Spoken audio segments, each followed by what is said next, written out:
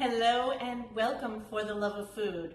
Well, now that Halloween is over, it is now time to start thinking about Thanksgiving. And when I think about Thanksgiving, one of the most important parts of that meal is these beautiful cranberries. I'm going to show you today how to make cranberry sauce. It's so simple, so easy. Throw away those cans of cranberry. Don't use that processed stuff. This way you can control the ingredients that you put in and how much sugar. All right, so we're going to show you how to make it. It actually has 3 ingredients, just 3. So the ingredients are, of course, the cranberries, orange juice. Everybody's got orange juice in their fridge this time of year. And sugar. And that's all it takes.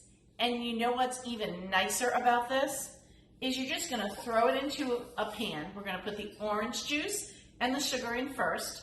Then we'll take and put the cranberries in and we'll cook them on the stove. In about 10 minutes, it's done.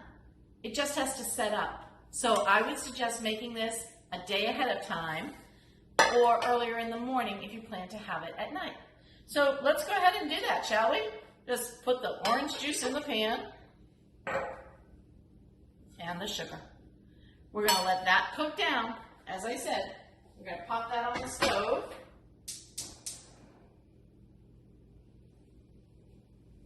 And then in a few minutes, we'll put in our cranberries. I used 12 ounces of cranberry, 1 cup of orange juice, and 1 cup of sugar. It's even easy to remember. The cranberries, they look like this. You buy them in the produce section. They come in packs of 12 ounces, which is exactly what we needed. Now, I'm going to write about cranberries a little bit, but these bad boys are high in antioxidants, got a lot of vitamin C. They're low in calories, low in sugar. So out of all the berries, these are the least amount of sugar for a berry. Now, they're bitter. You bite into it. It's not something you want to sit on my tongue. I'm getting hit right here with that bitter sensation in the back of my mouth. But when we cook them down and we add in the sugar and the juice, we're going to have a wonderful sauce that'll be ready for Thanksgiving.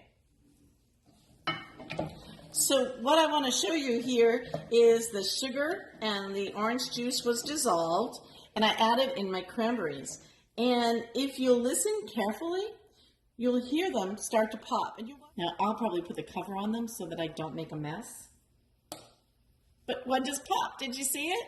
How cool is that? So I'm going to cover these and let them continue to pop for about 10 minutes and then we'll show you the finished product. So I want to show you this. When I took the lid off, my cranberries were almost boiling over. So you got to keep an eye on these while you're working with them. But I want to kind of give you an idea of how they're looking. And this is just after just a little bit here, not even the full 10 minutes yet. And you can see how they're breaking down. And you can see this beautiful color starting in my sauce. So we're going to leave these on for just a few more minutes. And then we're going to let that cool down. And again, as I mentioned before, if you want to help the berries along, you can press them. See how if I press them just a little bit, they really break down. So if your family likes that more jellied cranberry, that's great. I like to press some, but keep some still in their original form so that there's some lumps in there. That's the way I prefer it, but you can do it any way that you like. All right, we'll show you the finished product in just a bit. So this is your finished product, and don't worry that it looks soupy. As this sits, it will thicken up. So as it cools, it will be nice and thick, and it'll be a beautiful sauce to serve on Thanksgiving Day with your turkey. Hope you enjoyed. Thanks for watching For the Love of Food.